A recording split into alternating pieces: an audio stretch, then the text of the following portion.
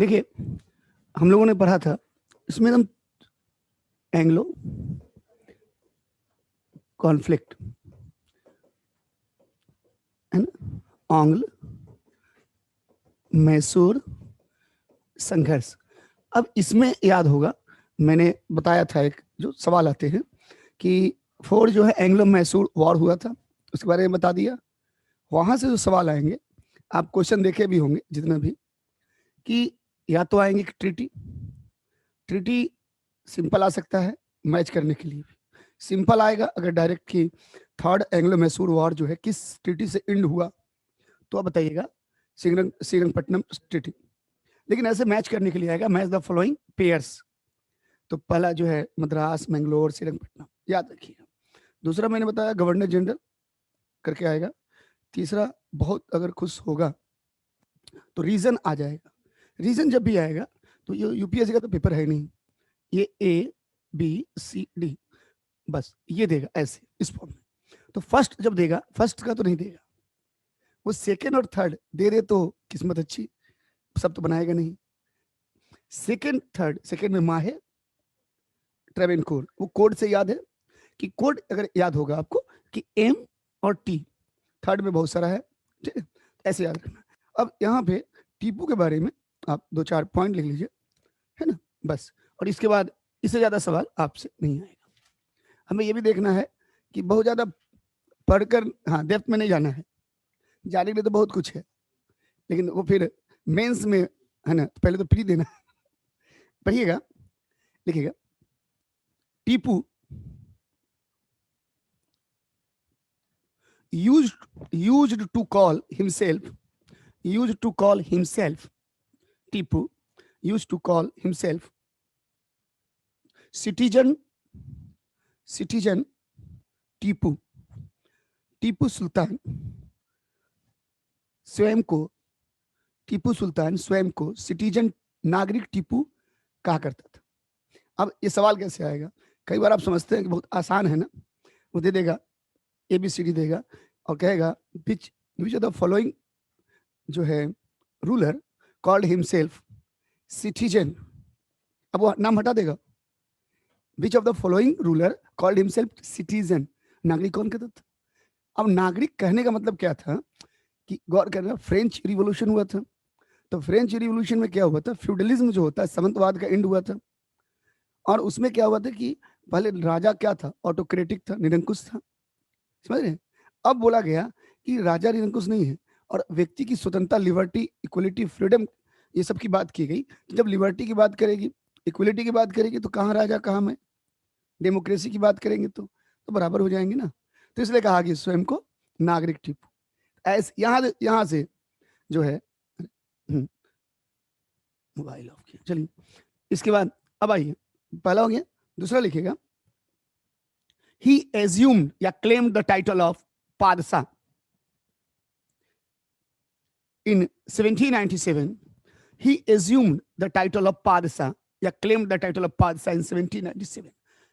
इसने या इन्होंने या उसने 1797 में पादशाह की उपाधि धारण की। पादशाह PAD पाद SHAH पादशाह 1797। एक और लिखिएगा टीपू कंप्लीटेड, इसको इंपॉर्टेंट कर दीजिएगा। Tipu completed the Lal Bagh project, लिखवा दिए थे जो हैदर ने शुरू किया था। और लिखिएगा एक point, the temple of Ranganath, ऐसे लिखिएगा the temple of Shri Raghunath, Ranganath ने श्री रघुनाथ, हाँ Raghunath was just a few meters away from his palace। Shri Raghunath का मंदिर उसके महल से कुछ ही दूरी पर स्थित था।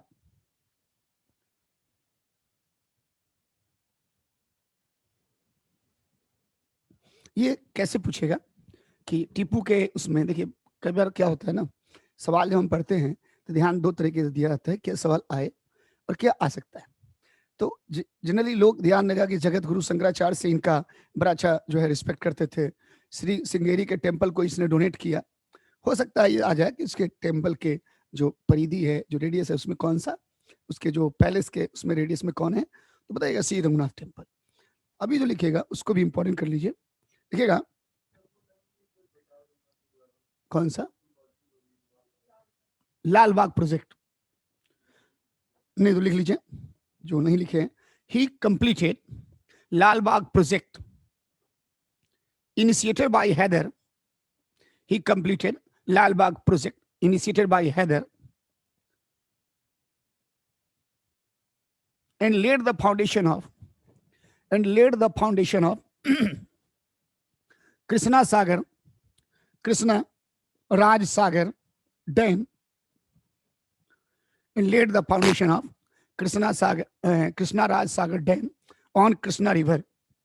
उसने हैदर द्वारा प्रारंभ किए गए, उसने हैदर द्वारा प्रारंभ किए गए लाल बाग प्रोजेक्ट को पूरा किया और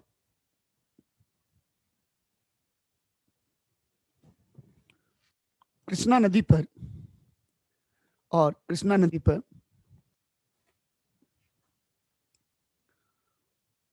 कृष्णा राज सागर बांध की आधारशिला रखा।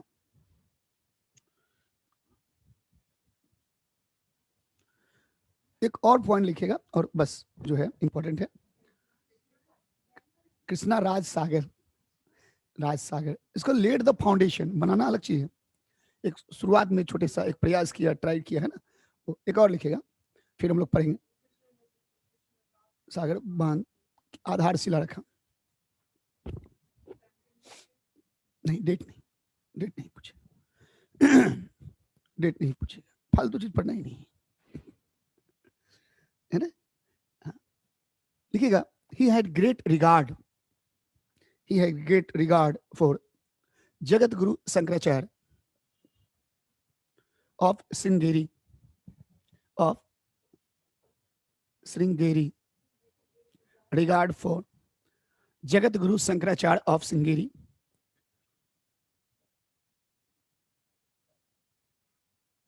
and also donated money. Jagat Guru Shankaracharya of Sringeri,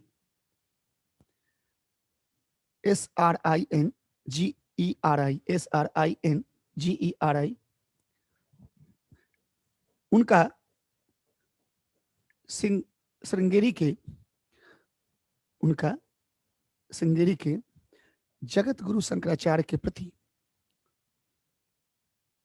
अपार श्रद्धा था। and also donated money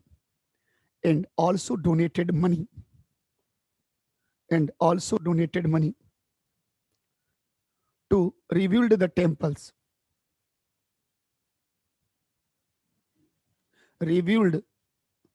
या रिकंस्ट्रक्शन द टेम्पल्स, और साथ ही उसने मंदिरों के पुनर्निर्माण हेतु धन भी दान दिया। तो पूछेगा क्या, निम्न में से जगत गुरु शंकराचार्य के साथ किनका संबंध था, है ना, या which of the following ruler donate the जो है, हाँ, या donate for temples in South India, या जो है या donate money to the Shankaracharya, ऐसे करके सवाल आएंगे। तो अगर आप चीजों को समझ रहे हैं ना, तो घुमा के पूछेगा, वो घुमाता ही है, सिंपल पूछेगा तो बता देंगे। और लिखेगा ही सेंट मैसेंजर या ambassador to various countries such as Afghanistan, Turkey, Arab,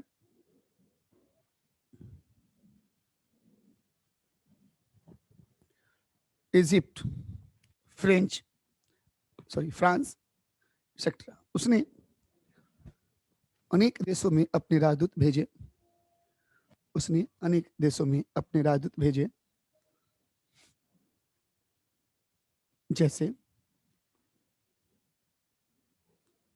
France, Egypt, तुर्की, अफगानिस्तान, मिस्र इत्यादि।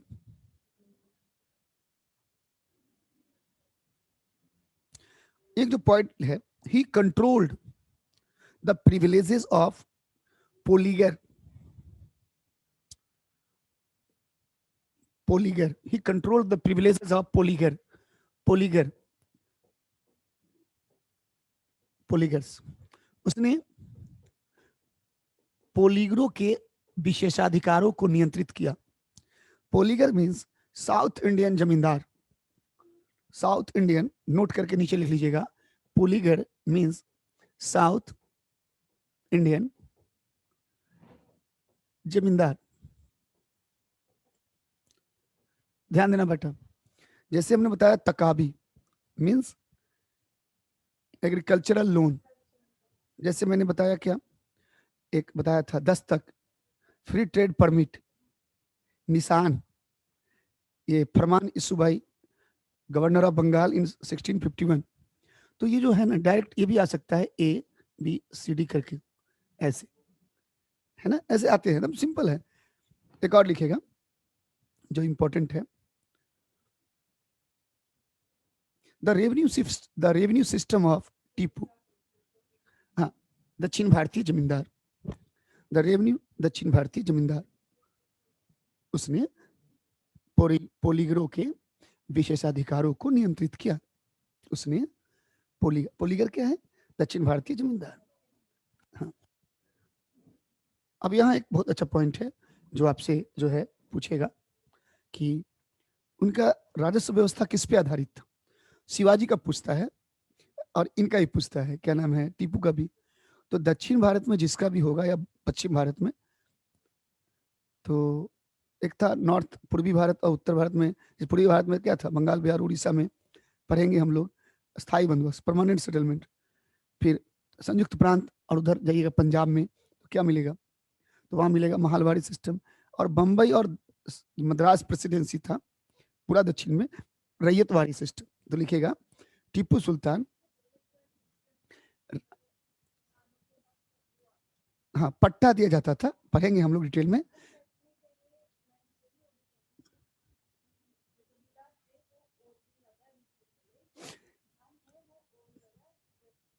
अब समझिएगा, दक्षिण भारत में रैयतवाड़ी, रैयत का मतलब क्या होता है, रैयत मतलब किसान, पीजेंट, ठीक है। तो दक्षिण भारत में पूर्वी भारत की तरह, बंगाल, बिहार, उड़ीसा की तरह बड़े जमींदार नहीं थे।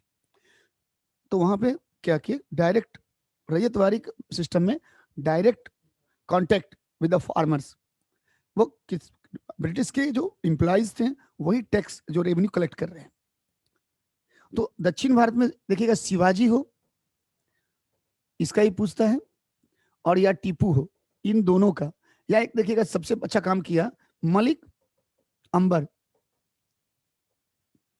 अहमदनगर का, ये इन लोगों का जो रैयत, ये जो है लैंड रेवेन्यू जो कलेक्शन होता था, तो वो था रैयतवाड़ी सिस्टम पर बेस्ड।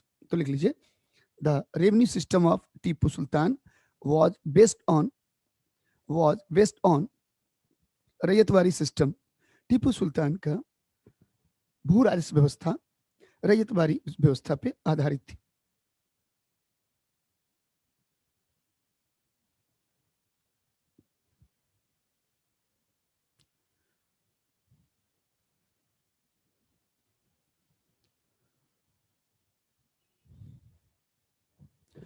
एक और लिखेगा, he established a commercial board as well as naval board. अब देखिए ये बहुत इंपॉर्टेंट है, साउथ इंडिया के अंदर commercial board as well as naval board, मतलब उसने वाणिज्यिक बोर्ड के साथ साथ नौसैनिक बोर्ड की भी स्थापना की। वाणिज्यिक बोर्ड मतलब वो ट्रेड को बहुत ज्यादा अहमियत, मैंने बताया भी था कि सर जॉन सॉर का एक बहुत खूबसूरत स्टेटमेंट है कि जो दक्षिण भारत में आता है, आप जब जाओगे तो सबसे ज्यादा एग्रीकल्चरल प्रोस्पेरिटी अगर देखोगे तो वो समझ लेना कि टीपू है।